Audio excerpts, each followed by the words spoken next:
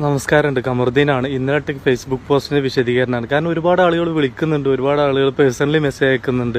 എന്താ കമറു ഇങ്ങനെ ചെയ്തത് എന്നൊക്കെ പറഞ്ഞിട്ട് ഒരുപാട് ആളുകൾ ഇങ്ങോട്ട് ചോദിക്കുന്നുണ്ട്. അവർക്കുള്ള മറുപടിയാണ് എന്തുകൊണ്ട് വസീഫ് മലപ്പുറം പാർലമെന്റ് നിയോജക മണ്ഡലത്തിൽ വിജയിക്കണം എന്ന് ഞാൻ പറയാനുള്ള മെയിൻ ആയിട്ടുള്ള കാരണം, ഒന്ന് ചുറുചുറുക്കുള്ള ചെറുപ്പക്കാരനാണ്, ചാനൽ ചർച്ചകളിലും മറ്റൊക്കെ ആയിട്ട് നല്ല സ്ട്രോങ് ആയിട്ട് സംസാരിക്കാൻ കഴിയുള്ള ചെറുപ്പക്കാരനാണ്.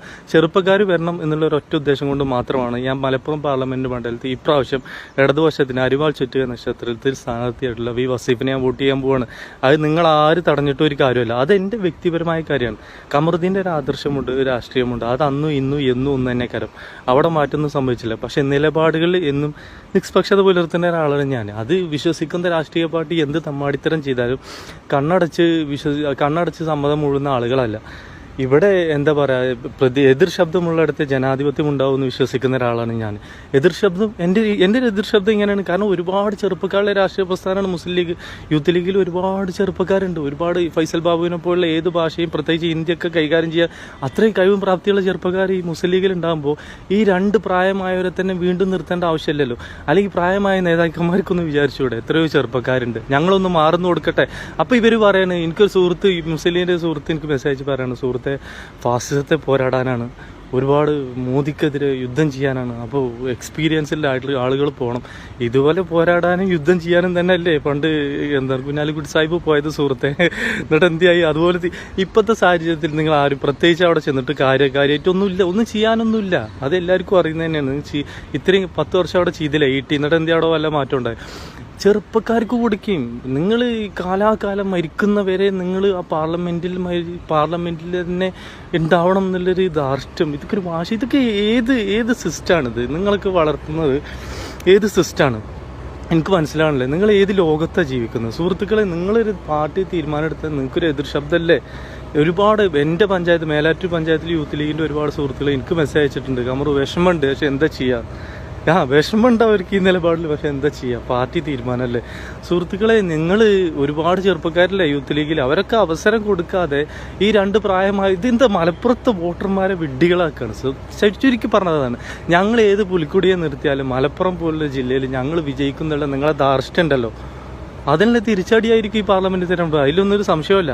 നിങ്ങൾ ഏത് പുൽക്കൊടിയെ നിർത്തിയാലും നിങ്ങൾ സിമ്പിളായിട്ട് വിജയിക്കുന്നുള്ള നിങ്ങളെ ധാർഷ്ട്യം ഉണ്ടല്ലോ, അത് മലപ്പുറത്തെ ജനങ്ങളെ, മലപ്പുറത്തെ വോട്ടർമാരെ വെല്ലുവിളിക്കുന്നതിന് തുല്യമാണ്.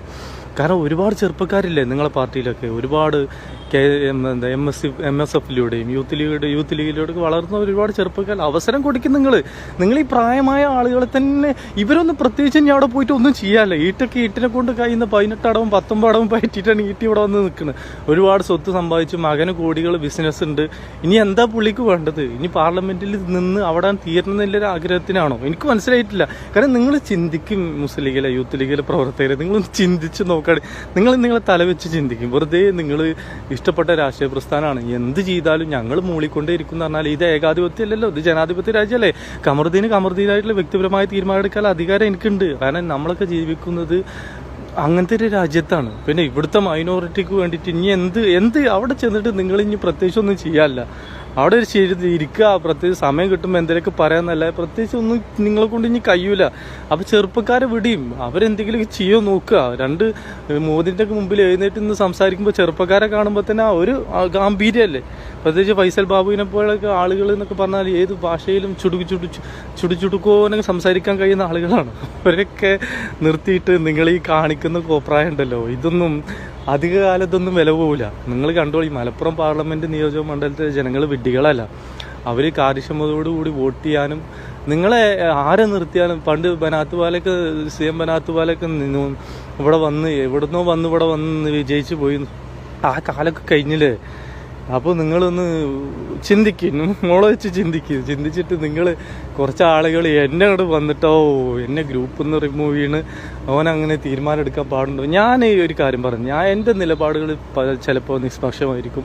അത് ചിലവർക്ക് വിഷമം ഉണ്ടാക്കും, ചിലവർക്ക് അത് വേണ്ടായിരുന്നു. എല്ലാവരെയും സുഖിപ്പിച്ചുകൊണ്ട് നമ്മളെ നിലപാടുകളുമായിട്ട് മുന്നോട്ട് പോകാൻ കഴിയില്ലല്ലോ അല്ലേ? അങ്ങനെ ഉണ്ടോ? എല്ലാവരും സുഖിപ്പിച്ചുകൊണ്ട് എനിക്ക് പ്രത്യേകിച്ചൊന്നുമില്ല.